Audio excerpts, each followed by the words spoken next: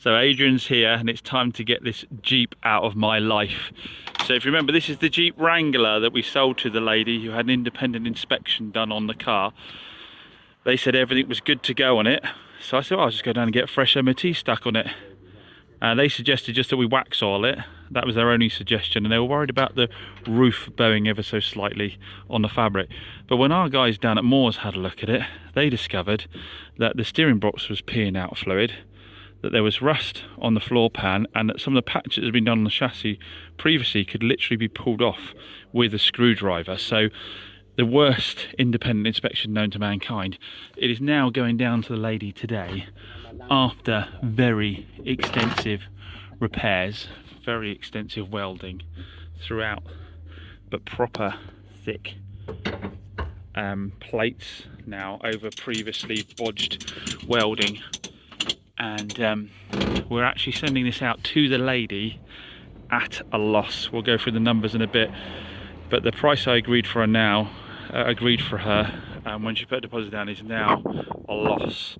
But obviously it's not her fault with the car, not her fault at all. So I'm still honouring the previous price.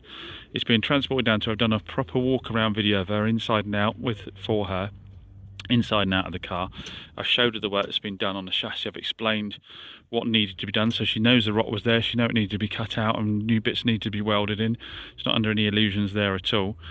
So it is just a really important lesson with this stuff, is as much as I like it, if someone's offering it to you, you've got to absolutely cut them off at the knees on price wise, because unless they're delivering it to you with a new MOT that you know has come from somebody reputable who's done a proper job, then how much is it going to cost to fix it and get it up to a retail standard?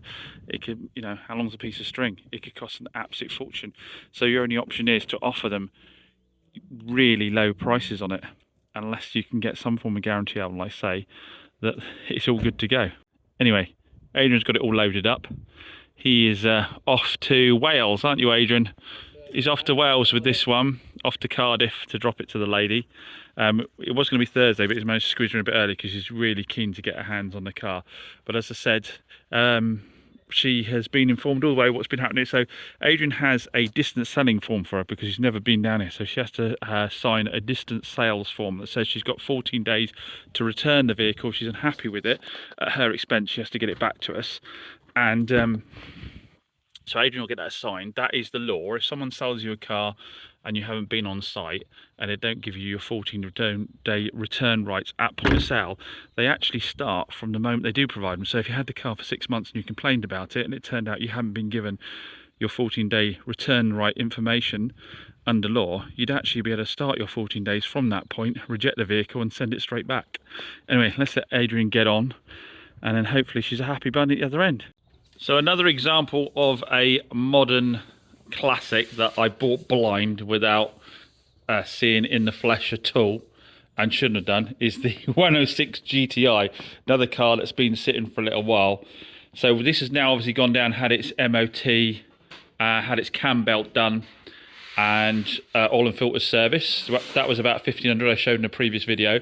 Today Petey's in and he's been tidying up the engine bay because it was all a bit scabby. So he's drilled out the VIN plate so that he can go right the way across here and refurbish the front. It was all scabby along the front there.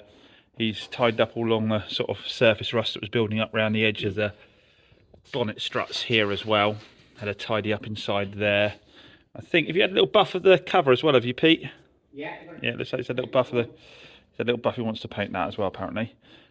Yeah, so it could probably do with an engine bay blast off, I'd have thought first. I think there's a bit of grease kicking around still. So yeah, he's having a little tidy up of that at the moment. I better find out who that is. So everyone's been asking what's happening with the Rolls-Royce. Well, it is it's decided day because Adrian is here from A&K Van Services, our friendly delivery driver. Well, not so friendly. Depending on how well it's gone for the day. So he is taking the Rolls. Where are you taking the Rolls-Royce to? It's going to Exeter. Exeter is going to Rolls-Royce specialist. Rolls-Royce specialist in Exeter. So the chap wanted a pre-purchase inspection on it. It's already had its pre-MOT, and we know from its pre-MOT it just needed a washer motor replaced for the windscreen. But it's now going down to specialist. So this is going to be the day we find out what a specialist thinks of this Rolls-Royce, and whether the potential buyer is going to go through the sale or not. So Adrian's just about to load it up, head down to Exeter, and I will update you as soon as I know anything. Obviously, I don't like the idea of it going out my site, but luckily Adrian is staying with it the time it's down there. He's booked an appointment, and he's staying with the car, and then it's being dropped back again. And hopefully I'll be able to get my hands on the report and see what they've got to say about it. But we'll let Adrian get loaded up. So our Nissan Qashqai is just sold. Lady came down from Exeter and purchased that. Nice car for her to have. She was ill for a long time, wasn't able to drive. She just got a driving license back, came down with Dad, who is understandably a little bit worried about her getting back in the car straight away. But yeah, no, it's a really nice car for him, because this was a one owner from new with a full Nissan service history. Although the cam belt wasn't done by Nissan, which I think is because on these later 1.5 DCIs they extended the cam belt interval out to 10 years. And the car's a 16 plate, but what we've done, agreed asking price, and I'm having the cam belt done for asking price. Interestingly, I had another lady really interested in this car as well at the same time. She's visited me probably 3 times, I think, waiting on some money hitting her account. But she's been bombarding me with emails trying to get me down on price and trying to throw the cam belt in, and sending me examples of similar cars on Auto Trader that are cheaper, but they're not cheaper because they're not the same spec and they're not the same mileage, all that kind of stuff. And obviously I doubt many of those are one owner from new. And I have to admit, as a dealer, sometimes if someone is sort of pushing you like that, it's quite satisfying to be able to message back and say, sorry, it's now sold, and it's sold at full asking price, because the asking price was fair. And the car, literally, I never even put this car up for sale other than one image on my website. And it was a lady that lives locally down the road from me. I think it might be her mum that had recommended me. So they travelled down from Exeter to come and see the car. And I say sold because it is a really, really clean example with a fantastic service history. And like I say, it's going to go out the door with the cam belt done. So she's all, and a new MOT. It had a couple of visors left when Nissan did the MOT, which we did, which were the rear discs and pads, and a cracked exhaust flexi, so we did those. Pete did the rear disc and pads, and then Morse did the flexi for me. So with the cam belt done, she's all set for 12 months with a cleaner ticket, and good to go for the next 5 years.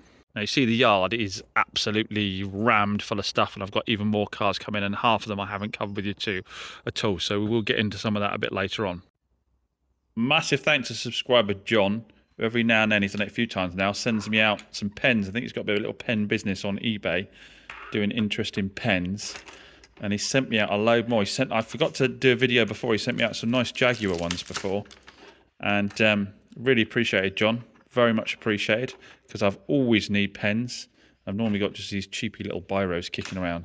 So yeah, thanks for that, mate. Rolls-Royce is back from the inspection. I've not heard anything. That happened yesterday, and I got it back about 4 o'clock yesterday. I haven't heard anything yet, which, to be fair, the company might be writing up the report. Our buyer might not have had the report yet. I didn't get any feedback at all on what the company thought of the Rolls-Royce. They wouldn't give Adrian any information. Again, understandable, I guess, because the chap's paying for that report, not for me. But I will be interested to see how it got on, obviously, and see if we're moving forward on the sale or not. But it's all very, very protracted indeed. We're a good few weeks on now. What are we? 3 weeks or so on since he saw the car. Normally, you don't like to have stuff sitting around this long, sort of in limbo.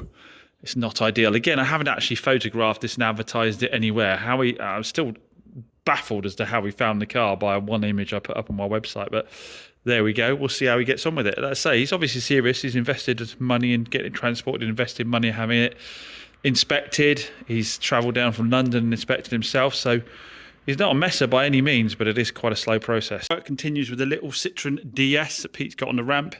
Today the drive shafts have been pulled, and we put new drive shaft seals in because they were leaking oil.